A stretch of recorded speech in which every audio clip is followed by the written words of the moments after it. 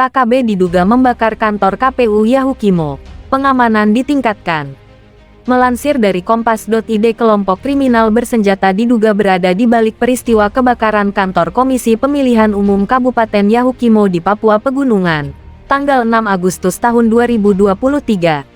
Aparat kepolisian setempat meningkatkan keamanan untuk mencegah aksi berulang kelompok tersebut. Wakil Kepala Polda Papua Brigadir Jenderal Pol. Ramdhani Hidayat saat dihubungi dari Jayapura, Jumat tanggal 11 Agustus tahun 2023, mengatakan, pelaku pembakaran diduga merupakan anggota kelompok kriminal bersenjata KKB, di bawah pimpinan Kopi Tuaheluka. Saat ini Kopi Tuaheluka menjalani penahanan di markas Brimob Polda Papua. Ramdhani mengatakan, dirinya telah meninjau bangunan kantor KPU Yahukimo pada Selasa, tanggal 8 Agustus tahun 2023 lalu. Penyidik Polres Yahukimo pun telah melakukan olah tempat kejadian perkara. Peristiwa terbakarnya kantor KPU Yahukimo terjadi pada Minggu, tanggal 6 Agustus tahun 2023, sekitar pukul 1 waktu Indonesia Timur. Kantor KPU Yahukimo bisa dimasuki dengan leluasa karena tak ada petugas keamanan yang berjaga di sana. Semua fasilitas di kantor tersebut hangus terbakar. Meski begitu, data pemilih dan calon anggota legislatif tidak terdampak karena data telah diunggah dalam sistem informasi yang disiapkan KPU. Dalam kunjungan ke Yahukimo, saya memberikan arahan bagi jajaran Polres Yahukimo dan Brimob di sana. Total 350 personel aparat kepolisian yang bersiaga di sana, kata Ramdhani. Ia menuturkan, aparat Polres Yahukimo dan Brimob tak akan mengejar para pelaku yang diduga terlibat aksi pembakaran kantor itu.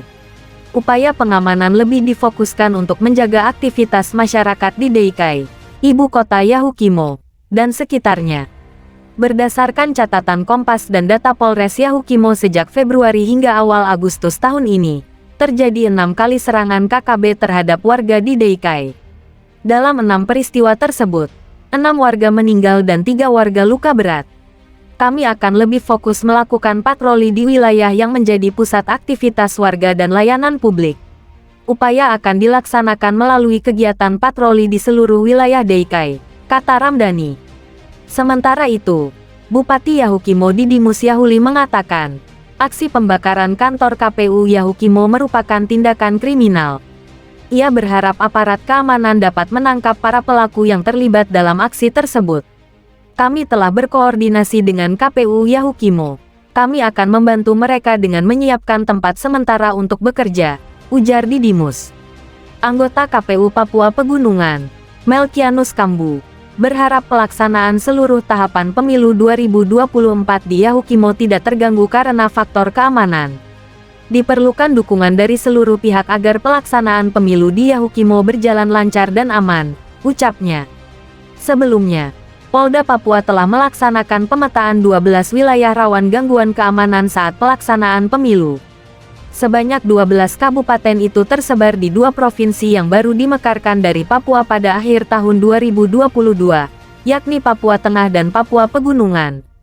Kabupaten yang dinilai rawan itu adalah Intan Jaya, Dogiyai, Deiyai, Puncak, Nduga, Lani Jaya, Puncak Jaya, Yahukimo, Pegunungan Bintang, Jayawijaya, Tolikara, dan Yalimo.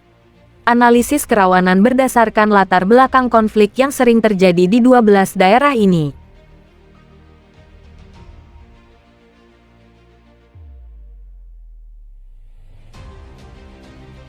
Melansir dari poskupang.com, gerak-gerik oknum pria itu terus diawasi. Langkah kakinya, gerak tubuhnya seakan tak lepas sedikit pun dari bidikan sang penembak jitu kebanggaan TNI Polri. Amatan itu dilakukan karena terbersit kabar bahwa pria itu bersama 3 orang lainnya akan membakar fasilitas pendidikan yang telah dibangun di wilayah Papua Pegunungan. Kabar itu semakin benar ketika seorang dari antara ketiga oknum tersebut terlihat menenteng sebuah jeriken kecil yang diduga berisi bahan bakar minyak. Apalagi cara jalan pria itu, celingak-celingkuk tiada henti sambil menoleh ke kiri dan kanan. Sesekali ia melangkah dengan cepat sementara di waktu lain, ia coba mengintip sebelum akhirnya melangkah maju dengan barang yang ditentengnya. Ketika hendak memasuki area pemukiman, mereka tetap seiring selangkah. Hanya saja, Pria yang berada paling belakang terlihat membawa senjata api laras pendek. Sementara pria yang berada di depannya membawa senjata api laras panjang lengkap dengan tas ransel di punggung. Begitu juga dengan pria yang satunya lagi. Dari tangkapan kamera, gelagat mereka sepertinya telah merencanakan matang-matang tentang aksi pembakaran fasilitas pendidikan yang akan dilakukannya. Makanya, setelah tiba di tempat yang dituju, mereka pun langsung beraksi. Menyirami bangunan itu dengan BBM yang dibawa, dan sesaat kemudian hendak beraksi membakar sekolah tersebut. Namun ibarat untung tak dapat diraih, malang tak dapat ditolak. Itulah yang terjadi pada ketiga oknum pria yang diduga sebagai anggota kelompok kriminal bersenjata atau biasa disebut KKB Papua. Ketika mereka melancarkan aksinya membakar fasilitas pendidikan tersebut, sang sniper pun langsung bertindak. Satu persatu oknum dibungkam tanpa satu pun bisa meloloskan diri. Pemandangan itu sungguh tak elok, karena sang sniper tak terlihat batang hidungnya. Tetapi satu persatu anggota KKB malah jatuh ke pangkuan bumi pertiwi.